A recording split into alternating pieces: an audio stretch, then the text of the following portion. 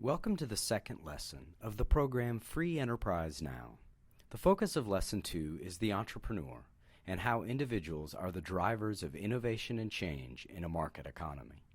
In this lesson, we will focus on how Gus started his pie business and what steps are necessary to operate a business in a free enterprise economy.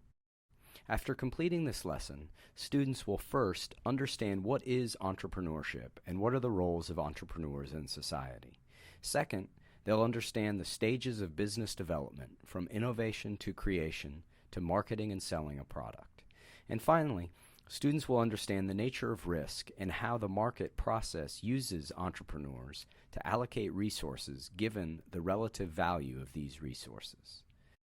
It is important to understand that entrepreneurs and the businesses they create are not the result of random decisions. Individual entrepreneurs respond to market signaling in two distinct ways. As discussed in Lesson 1, a free market economy creates opportunities for entrepreneurs to discover or create new products or services by providing a profit potential. The profit signal is the foundation of the market process. Think of this signal like you would a traffic light. Red means stop and green means go. And in a free market economy, a profit opportunity provides a green light for a willing entrepreneur to either create something new or to provide something more efficiently than other firms. With an unregulated price system, entrepreneurs are poised to take advantage of situations where goods and services are not being provided. As indicated above, this can happen through two general means. The first is called arbitrage, which is where an entrepreneur responds to price disparities and capitalizes on a profit opportunity, or buying low and selling high. This might be a situation where someone buys a product in one location and sells it somewhere else. A friend of mine used to sell products like this on eBay. Another scenario is an entrepreneur like Gus. He discovers a market for pies in his hometown, and there are no other specialty pie makers in his town, and so he decides to capitalize on what he perceives is a profit opportunity.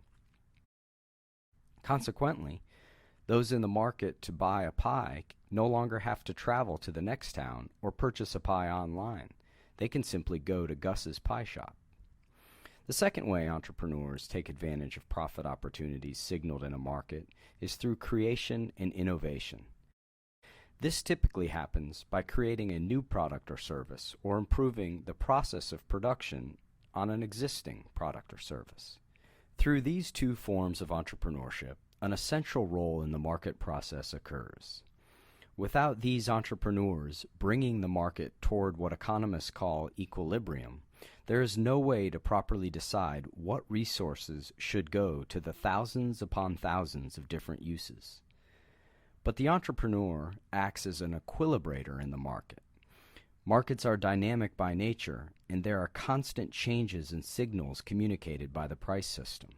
The entrepreneur acts by this continual alertness to the opportunities in a market by closing the gap between what is desired by market participants and what is available to them. In closing, let's discuss why this process of entrepreneurship in a free enterprise economy is so important. Imagine a world where there are no properly established free market prices that can communicate to buyers and sellers how much, say, a bushel of wheat costs, or a freshly baked gooseberry pie, for example. In this scenario, three outcomes are likely to occur. There will be too much wheat or too many pies, too few or none at all. Why is the question? Well, free prices are necessary to signal to entrepreneurs that more or less of any good or service should be produced.